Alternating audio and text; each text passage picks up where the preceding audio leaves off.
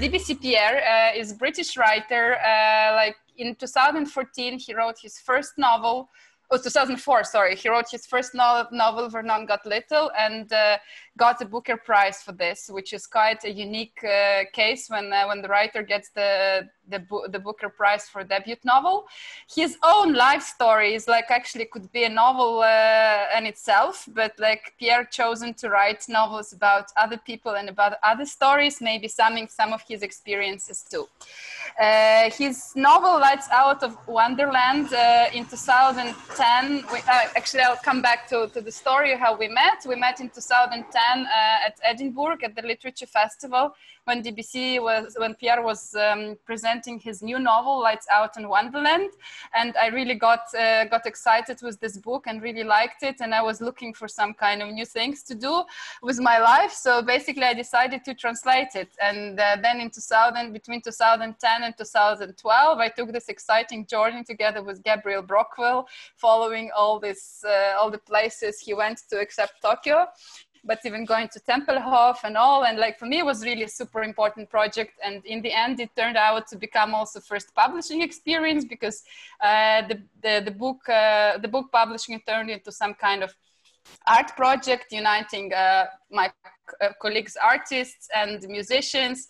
So yeah, it's really great memories. And after that, in 2019, yeah, right, Roman, Breakfast with Borges was published. Yeah.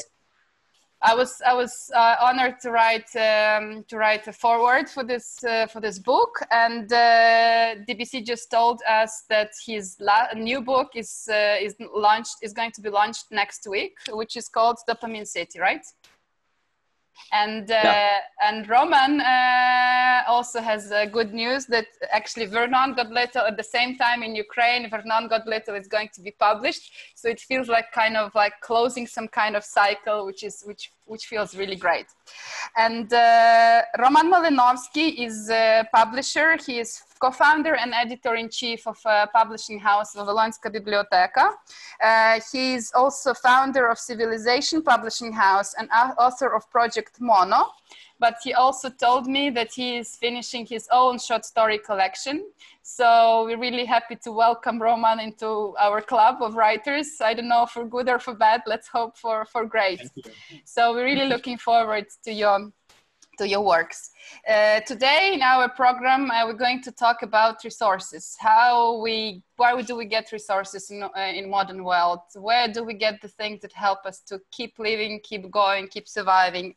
So, and the first question is connected to your previous visit to Ukraine, and in the sense that like, time is one of the resources. So basically this visit was 8 years ago, and how do you feel like about this time estimate? Do you feel like it was long time ago? Do you feel like it was just yesterday? What is just in general feeling of time for you, like as resource and as measurement? Okay, time is very strange, and my ideas have changed quite recently. Obviously, our sense of time changes the longer that we're alive. And after a certain point, an interesting phenomena happens, which is that both things are true. That, in fact, it was a long time ago, but it's also yesterday. And I'm starting to agree. You see in the background of science at the moment, we're getting very close to showing that we live in a multiverse. That, in fact, when CERN, the experiment in Switzerland, started of the particle accelerator, are you familiar with that? A little bit. Yeah? Okay. When CERN, let me explain. So this is a long explanation. Is that okay? Yeah, it's very okay. We have an hour and a half. We need to talk about things. Okay, cool. Yeah. Listen, in Switzerland, I think in 1980, they began building one experiment, and it is, I think, a 32-kilometer tunnel under the ground, a circular tunnel, which is the biggest in the world, and it's designed to shoot particles and to study them and to collide them to see if there are smaller particles inside. And what's been happening in the 20th century is that the model of the universe, the classical model of our universe, suggests that we're in one single big universe, that reality is made from a certain number of small subatomic particles. And this experiment in Switzerland was looking for one particle in particular, which was the Higgs boson.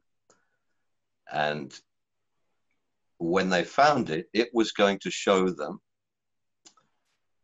if, in fact, it was true that the classical model of physics existed and we lived in a single universe with two different sets of laws. One is the classical laws of everyday reality, and the other is subatomic, which is quantum mechanics. And what happened is I think in the early 2000s, about 10 years ago, they ran the experiment at very high speed. They collided the particles in the tunnel, and they did find the Higgs boson particle, but the energy in that particle actually was ambiguous. It gave two possible answers. And now they've been rebuilding the tunnel to make a next experiment. But the upshot is, if you speak to a lot of astrophysics experts and a lot of particle physicists now, it's beginning to look like, in fact, we may live in a multiverse, which means that reality doesn't happen in a straight line, but that everything happens together. And so, according to what they call a many worlds interpretation of the universe, every possible action that we take, if I put my hand here, or if I put my hand here, or if I hit myself on the head, they all happen. It's not that I pick one and do it, it's that they all happen, and our reality follows one of them and becomes a universe of its own.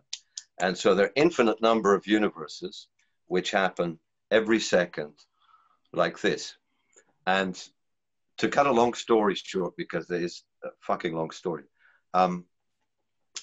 my feeling about time at the moment isn't due to this theory, but it actually, the theory describes how time feels to me. I think both things are true.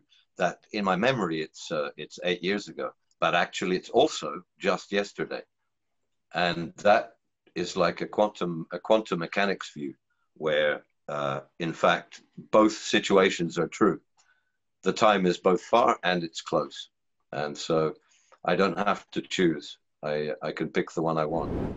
It's like in Slaughterhouse-Five by Kurt Vonnegut, when all the guys from Trafalmador, they just feel life like life is at every moment that you have, that you had, that you will have in the future.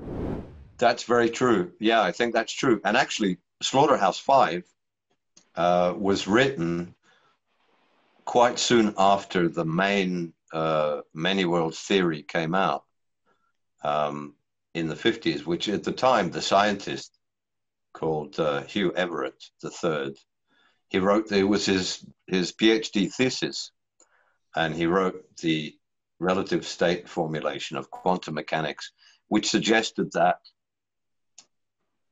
everything that can happen does happen, and it splits into its own universe.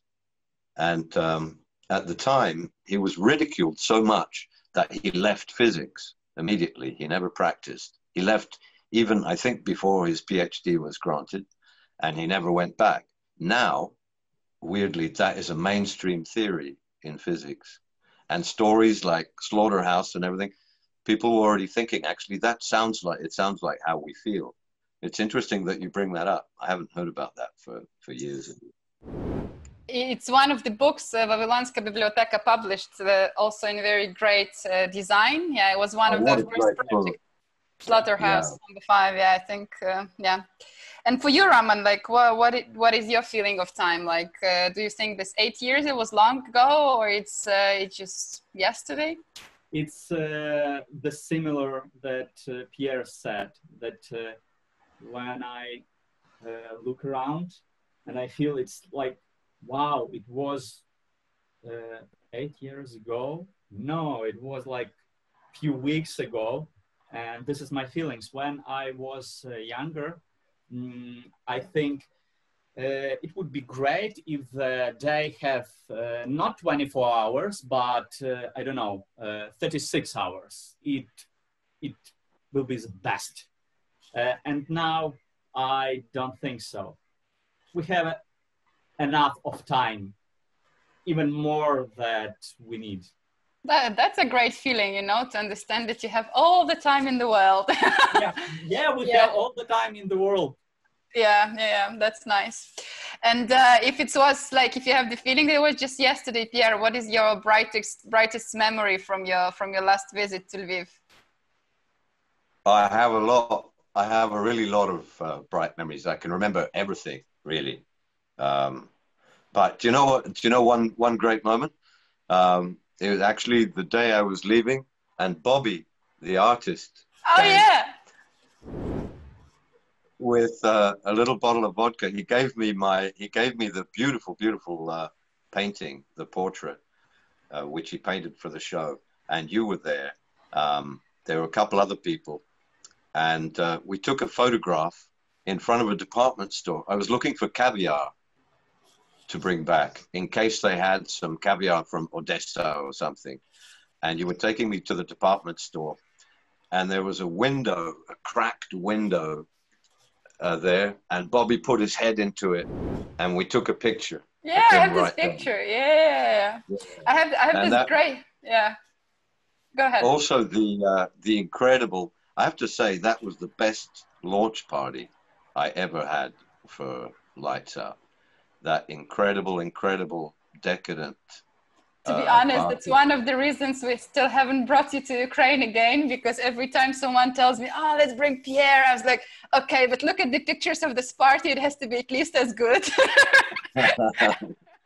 That was really perfect in that old, I think it was an abandoned hotel. That was not abandoned. It was just like quite old hotel, like with all these layers of like, you know, Austrian Empire and then Soviets and then like, you know, this kind of decay. Yeah. It was really great. It was in George Hotel in Lviv. Yeah, it was amazing. It's true. I have this bright memory when you missed the flight, when you had very short connection flying in, and then like your portrait was already on the City Hall as a special guest star, and then you called me like, crazy. You know, I got stuck in this boring place in somewhere in Austria. Yeah, that's true. It was into the way to the Lviv. Yeah. Pierre was one day late. Yeah. That sucked. Yeah, I got to Vienna, and they were too late to make the connection. And they sent me, I don't know if I told you, they sent me to a horrible wellness hotel. For yoga, for health people. They sent an hour driving from Vienna into the countryside. It was raining. This miserable wellness hotel in the countryside. You know, it sounds like the breakfast with Borges. Yeah. That's where you got the inspiration for breakfast with Borges. Now I know. Exactly. Yeah, you see? Yeah. So actually talking about breakfast with Borges, exactly. In this book you describe this horror and fear of losing connection, and that's done in very talented way and was very good suspense. But like 1 year ago when we were talking about this book, I was still presenting it in the format that like it's good to disconnect, it's good to avoid too much presence of social media and staying connected all the time in your life, that like it's actually healthy. But then we got to the moment of lockdown and things went upside down again. So now we have to use a lot of social media. We have to use a lot of internet connection. As I said, Zoom became kind of portal to our friends and relatives' homes. So what are the tools that you would advise to help to avoid being drained with being like all the time in front of the screen? You must know and have some tips, because it's obvious that you are not really like a social media person, but still computers are so much in our life. What are your secrets and tools to avoid the feeling of exhaustion and emptiness with scrolling these things all the time? Nature. I like technology, and I think it's very cool. My problem with it is that it's such a rape. It's a data rape in the background, because the data doesn't belong to us. It's being stolen by other companies, big tech companies, and our data, our behavior should belong to us. So the actual tools, I really love them. And I think we could have a really new human future through technology, but it's been stolen for a new capitalism of human behavior. And so that's really disappointing, you know? And but otherwise, no, go and look at a tree, sit outside is the answer. And for you, Roman? Same? Yeah, definitely. I dream that someday I will live in the house out of the city, and Actually, I made myself a rule. I don't take my phone to the bedroom. I mean, I don't take my laptop to the bedroom for a while, but now I really make a rule not to take the phone to the bedroom unless I have to wake up very early and to set an alarm. But then like I'm too tired to scroll the phone, because we really have this like damaging habit, like to have the phone like before going to bed and just after waking up. And now I actually went to such an experiment. I'm reading James Joyce Ulysses in English, in original version, in the morning and in the evening. And it's funny because in the morning, it really helps to switch on the brain slowly, although not all the time you understand what you're reading. And in the evening, it actually really helps to pass out very fast. It's just a great tool to disconnect and just go to some different reality that was probably happening, whatever. It's very interesting. Yeah. My brain would never come back. My brain would never come back. If I started with Ulysses in the morning, I'd have to smoke drugs at breakfast. Roman, I know that you would want to tell us about, I would want to ask you about the story that is behind publishing Breakfast with Borges. How did it come to you, this idea? Why did you decide to publish this book? What was the story of it being actually published? Tell us a bit more. This is the story how I opened Pierre's novel for myself. And it was in 2012, obviously, when I read Lies Out in Wonderland. It is this beautiful book, this amazing work of Haska. Yeah, this translation and this masterpiece. Oh, and I buy it, you know, I buy it, and I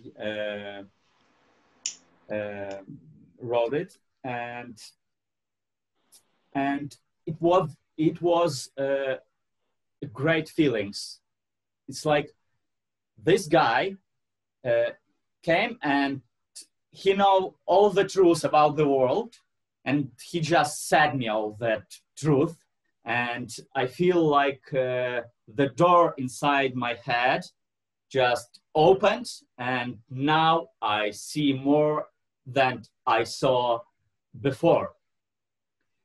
A few years later, I started my own publishing, and the idea of that publishing was to publish an European and American intellectual literature from 20th century. And we did it. Kurt Vonnegut, Joseph Heller, Aldous Huxley, Samuel Beckett, Boris Vian, Heinrich Bell, and other guys. And in some time, we realized that all the authors from our publishing, they have one common characteristic: all of them already dead. And then we feel that we have to take it to another level. And my partners in publishing house, they asked me, okay, all right, what the best modern author you know? And, you know, for me, it was not the question. I take this, my private Bible, and said, that guy, the best. And my partners said, okay, what the book will publish? And I said, I don't know. Let's read the synopsis for his novel. And first synopsis was for The Breakfast with the Borgias. And I read the modern Gothic thriller. And it was enough for me. And we made this book. There is. Yeah. And now it was last year.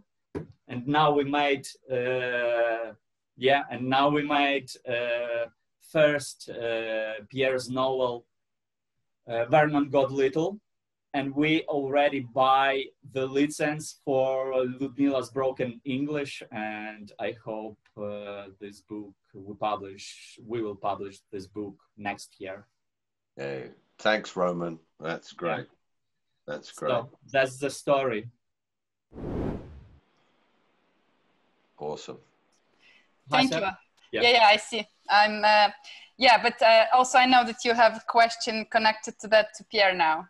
Yeah, a few days ago, Aska said that, what do you want to ask Pierre? And I think that it's not often do I have a chance to have such kind of conversation with Man Booker Prize winner.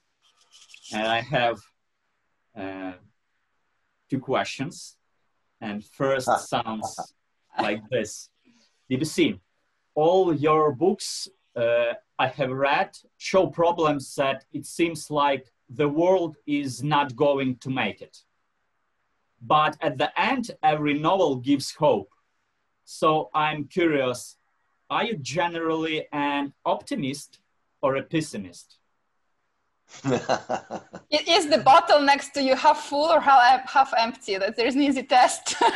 Yeah. Well, my position is I'm a problem solver, and so I drink the bottle. And then it's both things.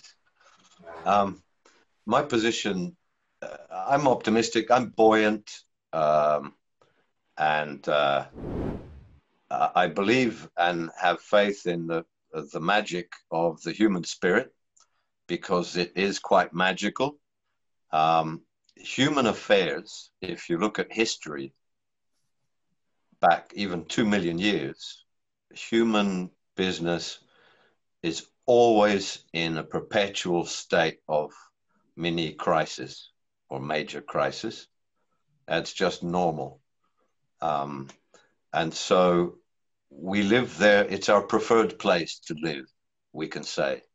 We're constantly trying to solve problems, and we believe in 100% solutions, but they never, ever happen.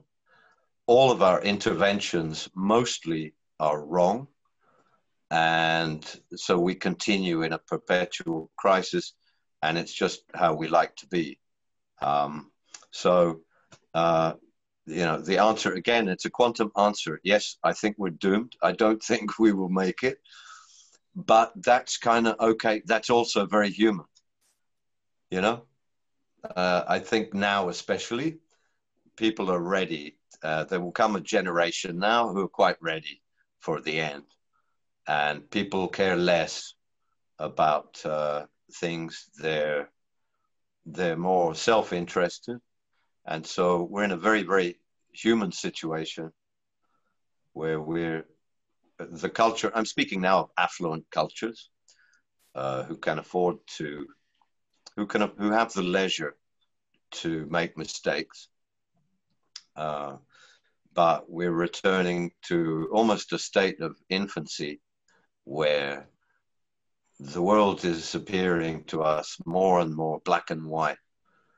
And so, you know, I have faith in us, and I think that we can be magical and we can escape some really bad situations. But now we have too many really serious situations at once in one time.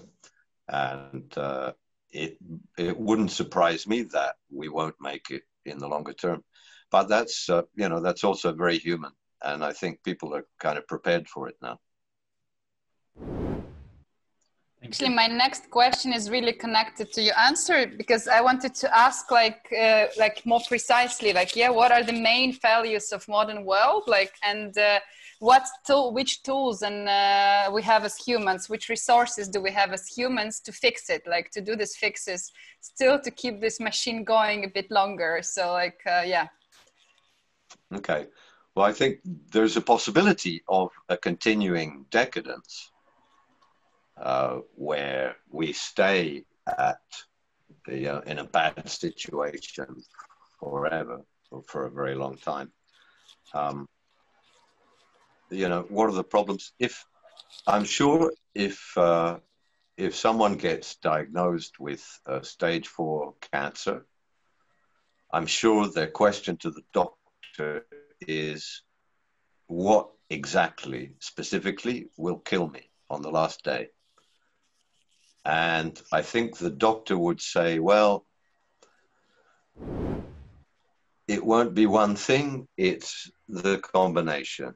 If you have a tumor here, that is going to affect your breathing, and your breathing is going to affect the carbon dioxide exchange, and that is going to release a hormone, and the hormone is going to inhibit your liver, and your liver is going to inhibit this blood cleansing, and the blood cleansing will mean that you can't carry oxygen, and so it will be a multi-system kind of failure.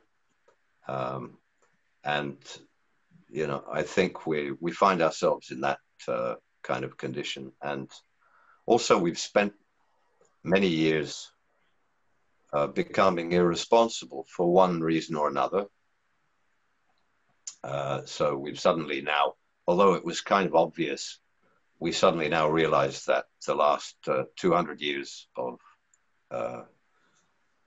capitalism and industrialization have pretty much used up many of the world's natural resources and spoiled them. At the very same time, our societies are much less tolerant of each other. We're less tolerant as individuals of each other. And now we have technologies which actually allow us to remain separate from each other. So we do not have to compromise anymore, meaning that we're forming tribes.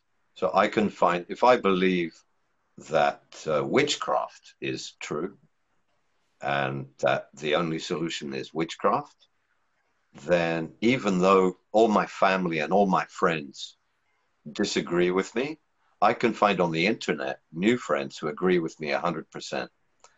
And so I will stay with them, and we will form a tribe where that is our absolute truth.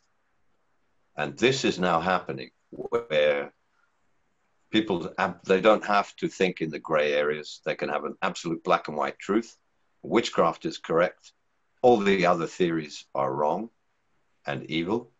And I can stay living in that theory without being challenged, because I can have my tribe around me all day, which just reinforces the thing. And so what we're doing is forming smaller tribes of people who believe very strongly and who will not admit other truths and will not be challenged.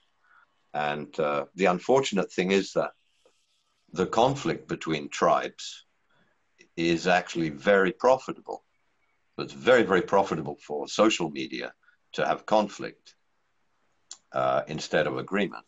Because if I say have a nice day on Twitter, it won't get many responses. If I say fuck you, or if I say witchcraft is correct, they will get thousands of angry responses, and that is profitable. And so the algorithm which runs these systems is going to select for conflict and select for tribalism. And it's doing that. And so at the same time as we have simultaneously the greatest number of issues that we really need to come together and fix, we also have an extremely divisive culture and a very profitable culture. And so it's, for me, it looks like the dynamic of a tumor, which convinces healthy cells that it is a friendly, healthy cell, and then uses the healthy cells to multiply and eventually kill the organism. And time has that feeling for me. Having said that, my life is a story of second chances and very magical escapes. And so I also do believe in human magic and in the last minute escape. And so, who knows? I will hope for that because human issues only tend to resolve when we've used up all the other options. And so it could be that we get to the 11th hour of doom and we suddenly escape, etc. But we'll see. We need luck. We need more and more luck every day to survive. And I do feel lucky, but we'll see if it's enough. Roman, tell us something, comment something, ask something, add something. Tell me you believe in witchcraft. Tell me you believe. No, I can say fuck you, although I like witchcraft.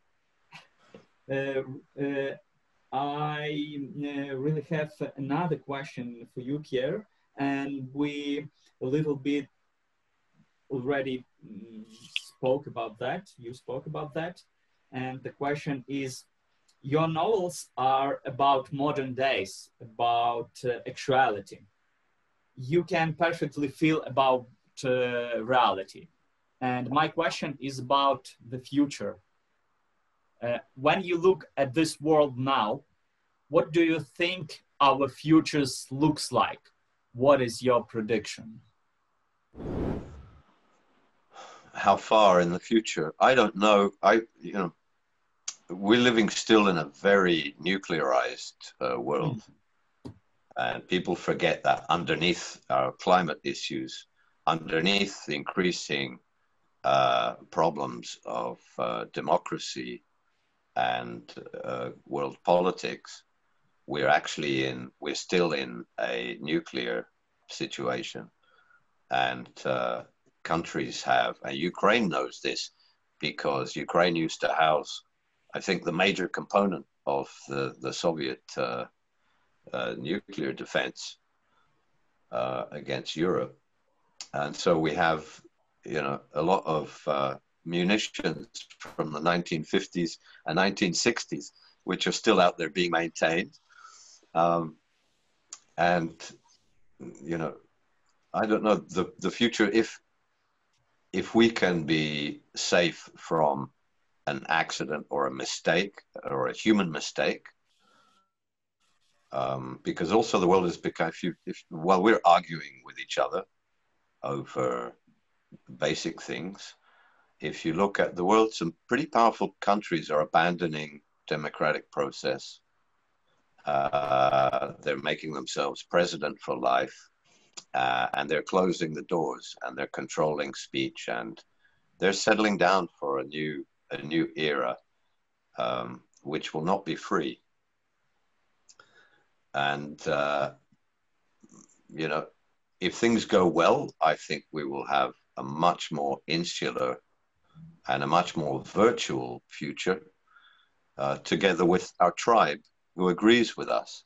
And we will probably spend that future in great conflict with other tribes who disagree. So, you know, I don't know. We'll see, but it can go any way. One good voice somewhere can change the equation. So we will see. And the other thing too is that I say this, but people are very resilient. And it's been shown that we quickly bounce back if you oppress us and we get stuck in a bad situation. When that situation is removed, we bounce back to normal, more or less. And so, you know, we're flexible. I don't know. I'm glad, I put it this way, I'm glad that I got to see the 1970s and 1980s and 1990s because they were extremely free, tolerant times compared to now. In the right spot of the world, you forgot to say. Yeah, exactly. Yeah, in the right place, to see them in the right place. Yeah, that's true. Yeah. No, that's very true.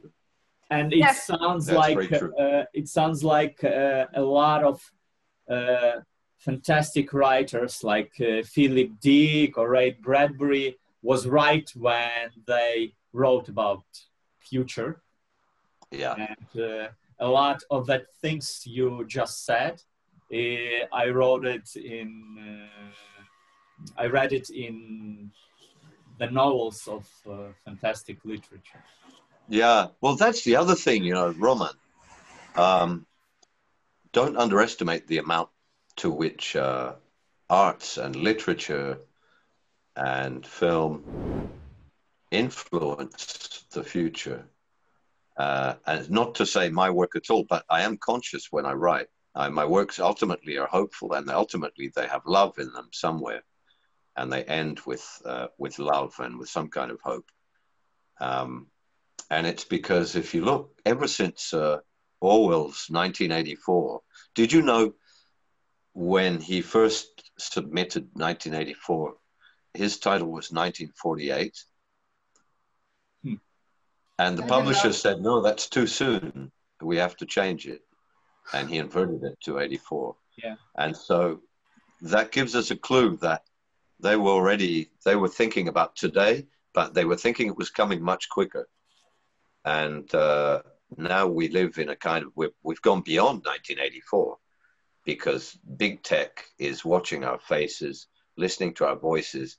It's copying all of our emails. It's watching all of our habits. It's following our location on the streets. And so we're absolutely being identified and watched.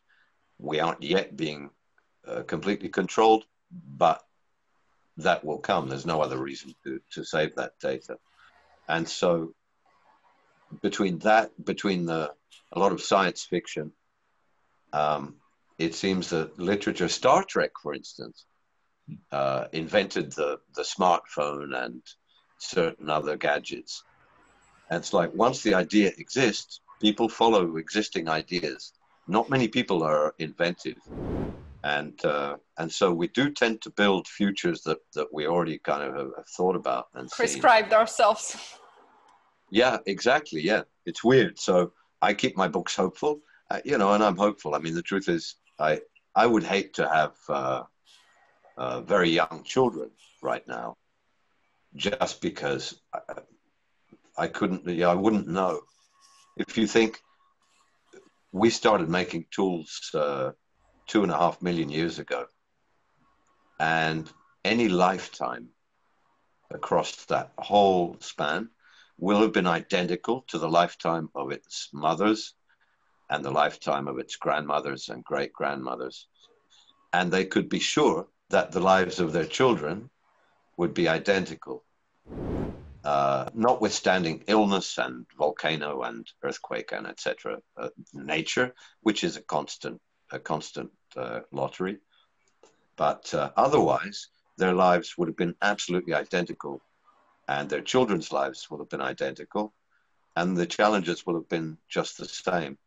And we're suddenly at a time where a parent has no idea what their children's life, what the challenges will be like, what tools they will use, what words they will say, and what the social situation will be. even, let's say, an 18-year-old today has no idea what the world will be like when they're 25 and 30 and 40.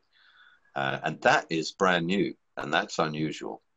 So we will see. Now we have to be super flexible. My only problem with it is that the more we're talking about freedom and the more we talk about democracy and all these fucking other words, the less there is. And we're making so much noise about equality. There's less equality in a great many respects than there was in a true sense. Freedom, there is much less in many places. But of course, as you say, it depends where you were. And, you know, if you've been sitting in the Soviet Union for 40 years, then it's going to feel great. And of course, the opportunities are much better. So I'm speaking from our little Anglo bubble, you know, which is kind of a different deal. But, you know, we'll see what happens. It's fun anyway. I like decadence, and we may just have a very long decadence. So, salute. Hey, hey. Salute. My next question and comment is actually really connected to that, because when you started to talk about this freedom in Europe, 70s, 80s, I understand, like I have the feeling that we're getting to new era of new censorship, of different format of censorship. Because like, even for example of book trailer for my book, you know, like when publishers in Europe see them, they're like, oh, it's very bold. Here people used to do it in 70s, not anymore. Like, you know, we get more ideologies, more censorship, like it's just twisted, a different type of censorship, because everything you can say might be not tolerant to someone. It might not follow some agenda. It might create like a false impression of you, of your attitude to things. So do you have the same feeling, and like, do you have the tools to against it? How do you like work with that? How do you live with that? Because as writers, we have to be inventive and we have to be honest. And like the problems I see the most is like, it's really like everything is questioned and you cannot be as honest as before. It's true. It's true. There's always an underground. And if you look at the best place to be. Yeah, exactly. So things are going underground. Truth is going underground for a while. You know, the issues of the day are generally, you know, good issues. Of course, we agree with equality and freedom and peace and all these great things. So it's just a question of the nature of the arguments. You're right that I couldn't today. I don't think get Vernon Got Little published as it is for a number of reasons. You know, we have to be careful. But having said that, for instance, I'm published in UK by the publisher of William Golding and T.S. Eliot, and a fantastic independent publisher, Faber, who has a long history of publishing serious and truthful works. And to be fair, I think at the moment, the equation isn't that you can't write that truth, but it needs to be more justified. In other words, I can't just say it for nothing. If it's an integral argument, and if it's a justifiable argument in the book, or a justifiable scene, then fine. But to simply have it for adornment or because for mild reasons, then I think they would object, and that's perfectly fair. That's a different kind of oversight, because they also want the book to disseminate and to go out in the culture. The book I've just delivered with them actually is going to be interesting, because it is about it's about the current arguments, and it makes the case in it's a comedy, of course, a satire, and so it also has license because of that.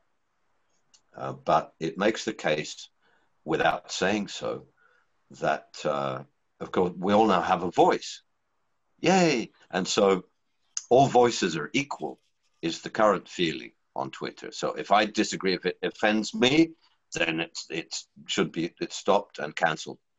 And the book is running on the basis that in all of human history, at least 6%, somewhere between, I think, 6 and 15% of all human voices should never be listened to in public. And of course, there's a rotating population in that number. And including me sometimes, where I've been thinking wrong and said wrong things, and I now disagree with them. So we all play a part in being the wrong one at a certain point. But then there's also a smaller number, that 6%, who just disagree due to their personality. And I think the 80-20 rule is at play, where the world is to a large extent also running on personalities as much as opinions, which makes for, in my view, a typical ridiculous human comedy, where the level of the argument is much higher than it needs to be in many cases. So my book will be a good test because it's about that and about those people. And if they see themselves in the book, they'll be offended. We'll see. Actually, for me, it's commenting on just a second, Roman. Yeah, just a short comment, like commenting about like new generation coming, but actually like an interesting phenomenon. I noticed how inventive they are, because for us, like when social media appeared and we looked like a general technology, photography, video cameras, like we looked for archiving things. We wanted to archive everything. We wanted to save memories, to save things and like pile them up. And then like the generation came already who wants to have things deleted, who wants to have things that disappear, like, you know, the thing that, like, you know, Snapchat, the places where you have no record. It's very interesting how human being very fast like reacts even with this emotional thing, because for me it's opposite. Like, but come on, like if it's your first love, you would want to read this love letters, like, you know, in 20 years just for fun, and they just want it like not to be there, like not to be anywhere. Yeah, Roman, you had something to say, and I would want to listen to your ideas about modern censorship, because it's very interesting. You're a publisher, and modern censorship, like now for publishers, it's also very interesting, like slippery slope, you know? Yeah, they have to sell book. Roman will know, because they have to put book. There's no point writing the book if they can't be read. And so the publisher does have to think about this and be careful, but so far they're being fantastic. You know, I hear a lot of voice who said that book is disappear in the future, and I thought about it, and I think that these people who said that book disappear will disappear. And book will not disappear, you know, because people live, I don't know, 80 years, 90 years maximum. Yeah. And books will be fine. And when I hear what you said about your new novel, your new book, and I think that yeah, I have to write to the agent and buy the license for this novel. Definitely. Ah, good man. You don't have to. And when we finish this conversation, I'll do it. No, but you can wait and see what the reaction is. Well, listen, it's coming out next Thursday. Let me see if I can get one. Wait a second. You have this copy? What?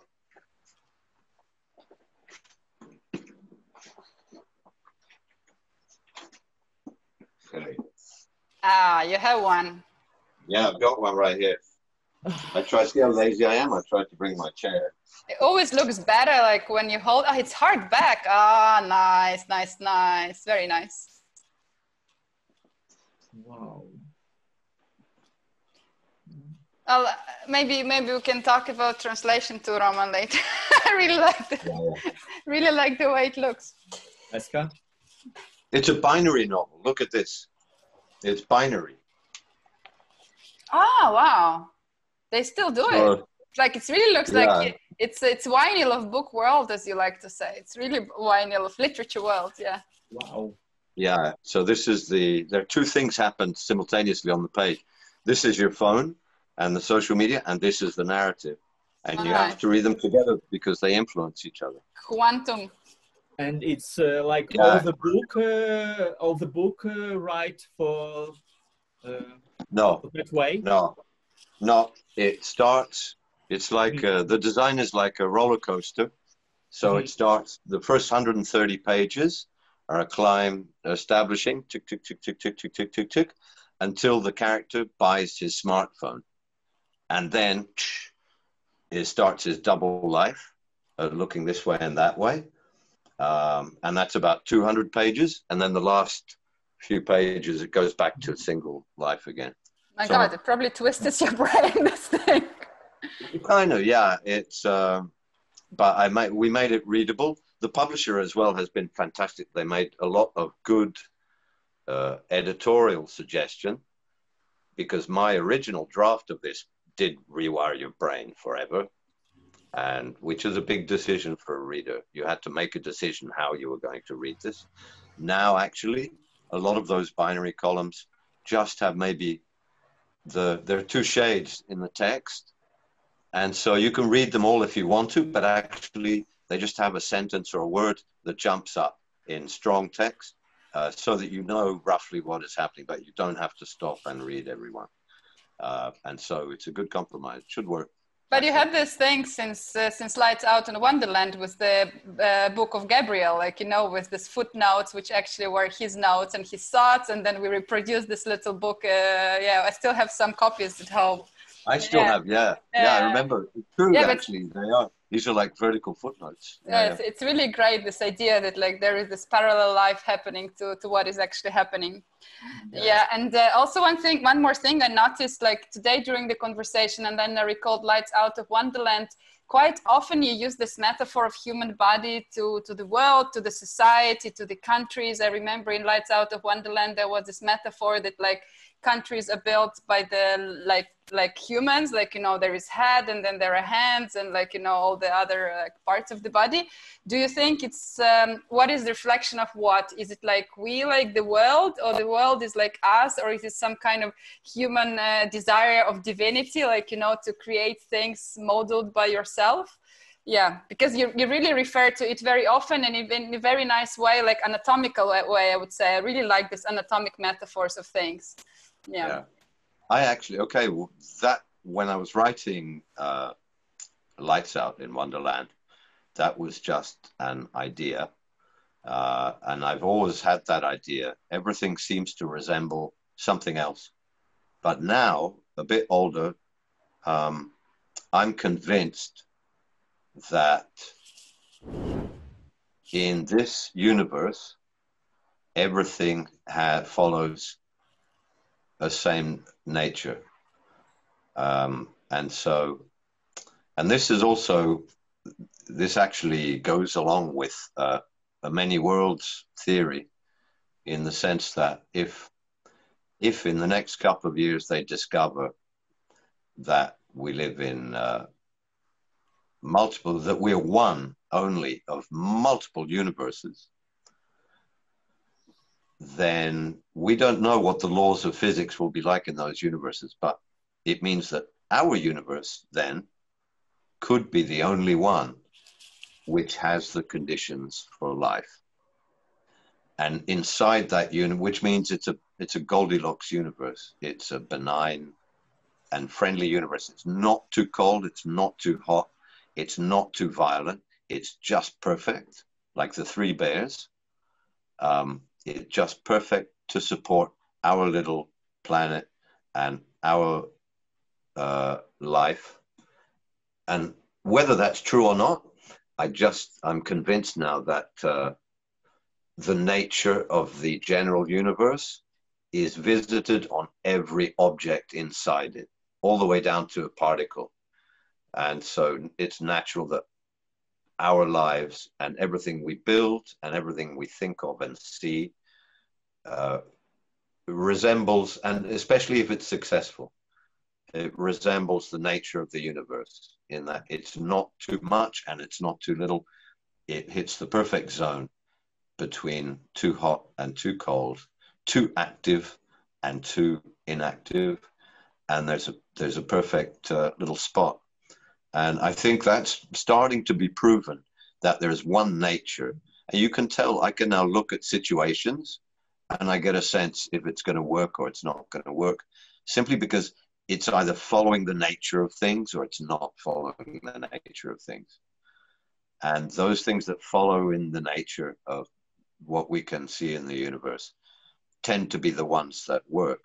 An interesting discovery happened in the last few years with people who are working with robotics, super advanced robotic artificial intelligence scientists. And they've been working and working and working for years to develop robots who could equal human thought and equal human action and everything. And they discovered something interesting. Of course, these robots, they're computers, basically. And the robots were thinking and they're intelligent, but they just didn't think in the correct way, in a way that was successful for us. And they couldn't work this out. And they finally decided that it was because the robot needed to have legs and arms and a head. And that changes its thinking, because suddenly the world is defined in terms of what it can reach immediately with its hands, which things it can lift, which aren't too heavy, which things it can throw, which things it can grab from here. It's limited to how far the legs will take it and how quickly. And this changed the whole way of thinking of the robot. And so it reinterpreted the world. It began to learn from that position. So, okay, I can't run there, but with my hands, I could build a machine and the machine could run there. And so it thought in a very different way by following the nature of the human body. And now they're doing that. That's why they're building robots with similar features to us, because it will make them think differently about their, and also even in quantum, I'm now looking more at quantum science, and that describes even our personalities, in that we can be I think we can be two things at once. We're obsessed with, if you do one thing wrong, you're a bad person. If you do one thing good, you're a good person. And the truth is, I think it's not that we have a percentage of good or bad. It is that both complete good and bad things can live together. And sometimes this is active and sometimes this is active. Hopefully we can use our minds and pick one or the other, but we can be two things at once, and that is exactly like the universe and its particles. And this tribal thing you've mentioned, that we all look for tribes, for our bubbles. Why do you think human being needs it? Is it uniting against something or uniting for something? Generally, why do we need this feeling of uniting with others? And do you have your tribe? And what is your tribe, if there is one? Is it witchcraft or something else? No, my tribe is here in Ukraine. My vodka tribe. Vodka tribe. Yeah, it's the vodka tribe. Yeah, hey, the hey tribe.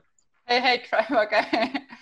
No, I'm not really super tribal. Of course, we occupy different tribes as well, if we're lucky.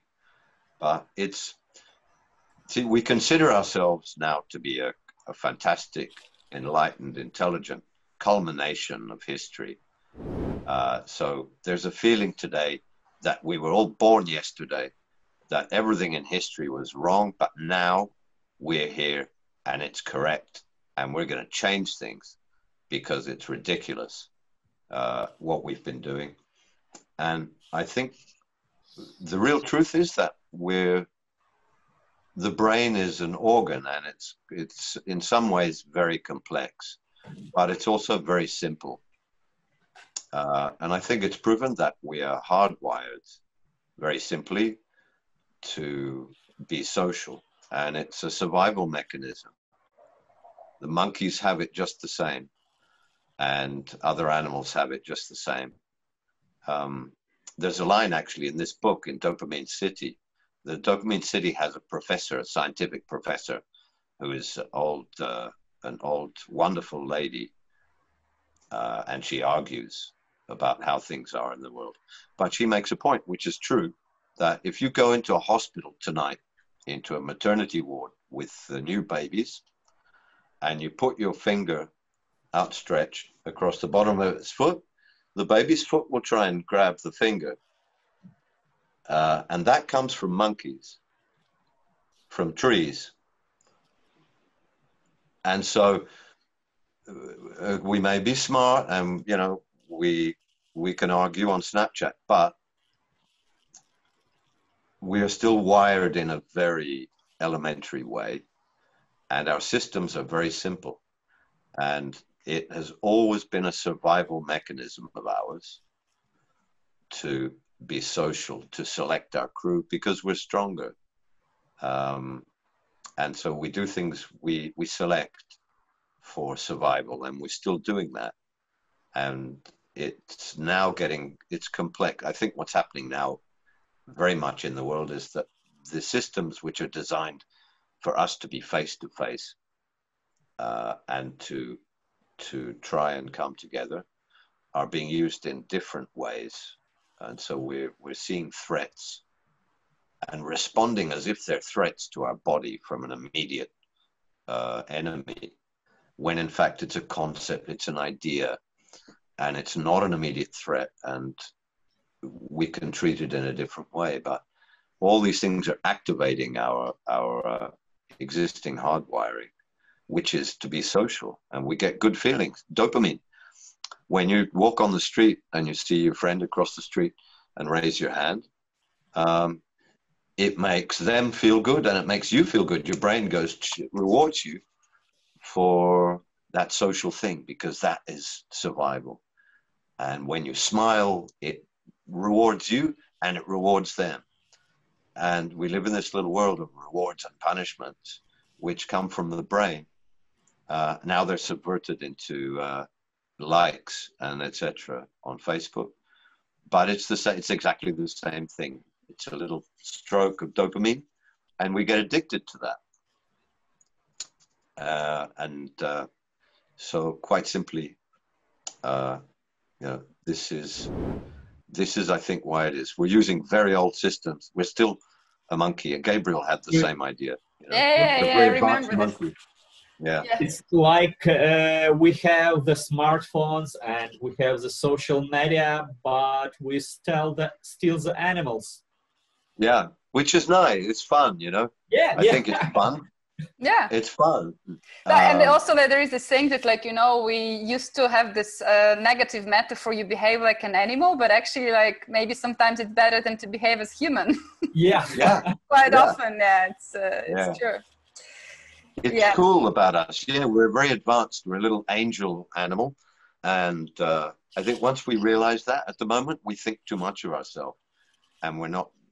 I don't think we're seeing in perspective who we are as a creature, but I think it's very cool that we're an advanced little animal, and we have the potential to do a lot and to be incredible, but we need the discipline of our mind.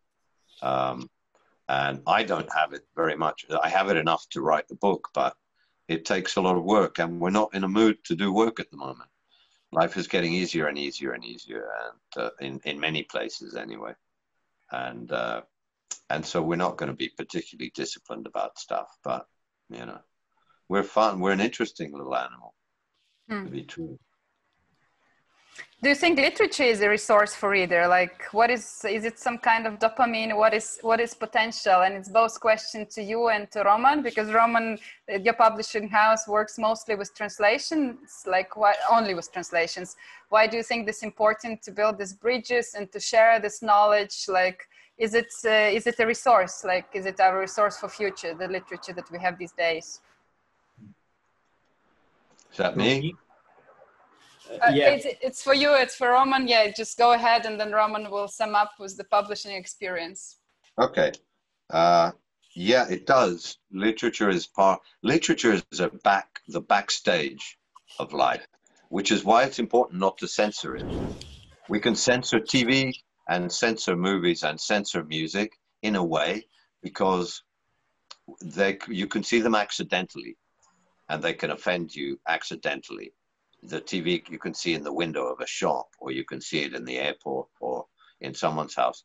And so that we need to keep an eye on that, because there could be children or there could be sensitive people watching. Literature, which is a job, reading a book is a job done in privacy and silence. You cannot read a book by accident. You have to drag your face over 300 pages of the book. And so it is a backstage of life where we can talk about things that we cannot say anywhere else. Talk about real stuff and have stories which are more unusual. And I think that's incredibly important. They're not influenced by money, and they're not influenced by politics. And I think now it's the last space in the world where that is true. And so, yeah, it is a very important source of dopamine and wisdom and strength. But I also think in the modern day, memes, you know, memes, internet memes, that is also a new kind of literature. And it's in fragments. But the very memes are doing the job of a good book in many respects, because you see one and it expresses something absolutely that you know. You know, you get out of the shower, but the towel is too far away, and you know, one of those moments, and everyone goes, yeah, that's exactly what happened. And it brings us together with that moment. And makes us a tribe, a tribe of people who have the towel too far. Exactly, yeah, our tribe, yeah, where the towel is forgotten. And so that they're doing the job of much of literature as well, I think. So there are other outlets for us coming together. And not to say that social media is inherently bad. It's just a shame that it's the motive is for someone else's profit and not for us. They would be designed differently if it was for us. Roman. Yeah, for me, literature is one of the most important resource. And all that thing, what I do in my publishing house, it's first of all because I'm a reader, because I need this literature. I published Kurt Vonnegut because I want to read Kurt Vonnegut in Ukrainian, and I published ДіБіСі P'єra's novel because I want to read it, because I need it. And you know why we have to translate? Because translate is the best way to get all the world knowledge. You know, we just sit at our home, at our chairs, and I don't know, read what Seneca thought a few thousand years ago. And it's such an easy, just take and read. And literature is the thing which made me as a person. And for me, it's a resource, definitely. Cool. Thank you so much. I think we need to wrap up slowly. We can stay online after and just have a drink. We have 8 minutes left. So the last question, a quick one. What would you advise as resource for writers? Like, is writing take resources from you, or writing is filling you up with energy? And where would you advise to take these resources, different kind of resources for writers? I think it does both things. It feeds you, and it also takes some energy, of course. I think we get more food from it than it takes energy from us. You know, life, observation is our resource. Life is really our resource. And doing new things, taking risks, doing new things, going places where you haven't been.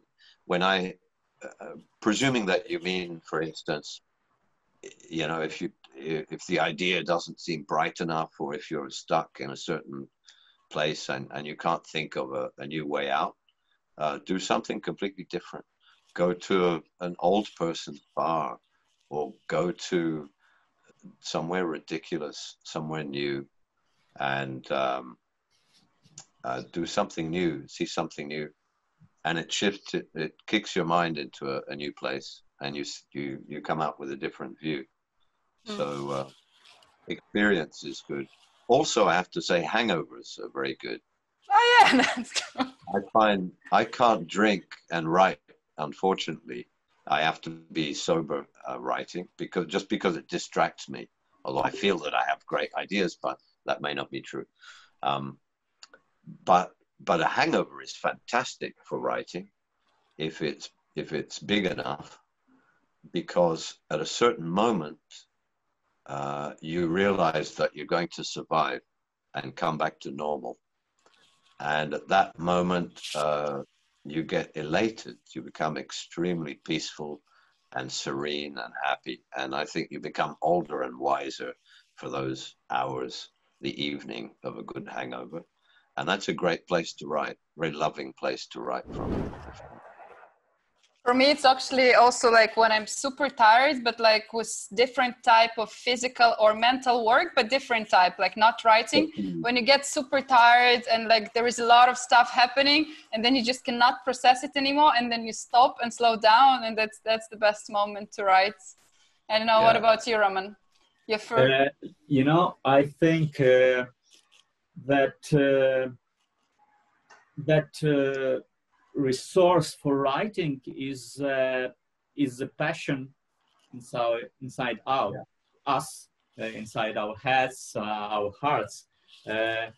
You have to write when you have the story you want to tell somebody, and that's the moment when you have to sit and write it for the file, for the paper, and to make a book. Passion is first of all.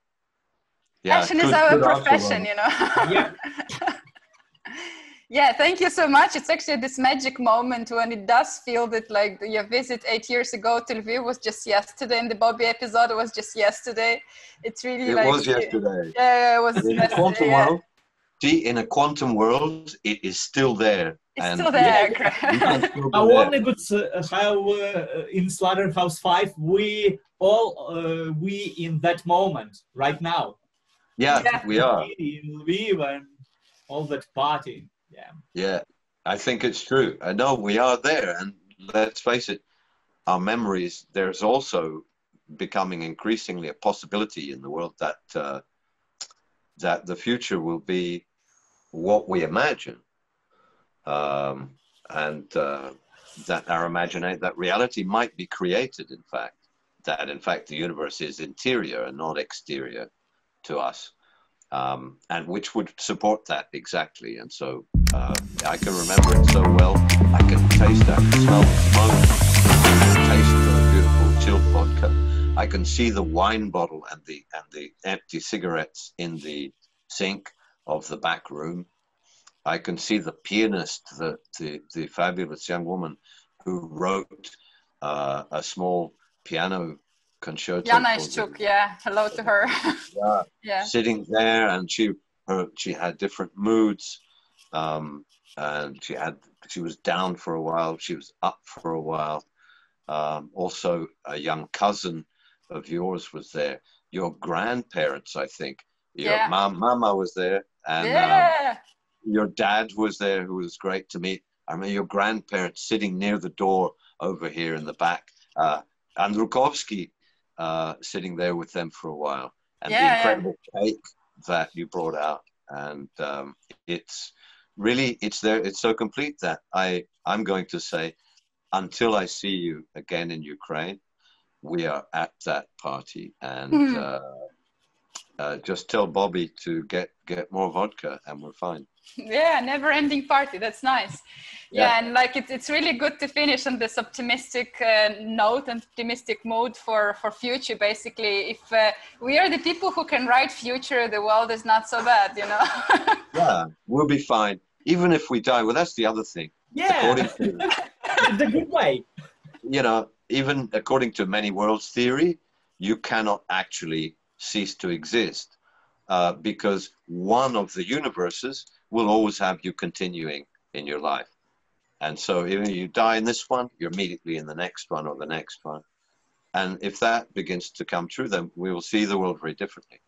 In the meantime, we should think that way until our next vodka together, and see you at the party. Hey, hey. See you at the party. Bye-bye. Thank you so much. Bye-bye. Bye. Thank you. Thank Bye. you. Thanks, Norman.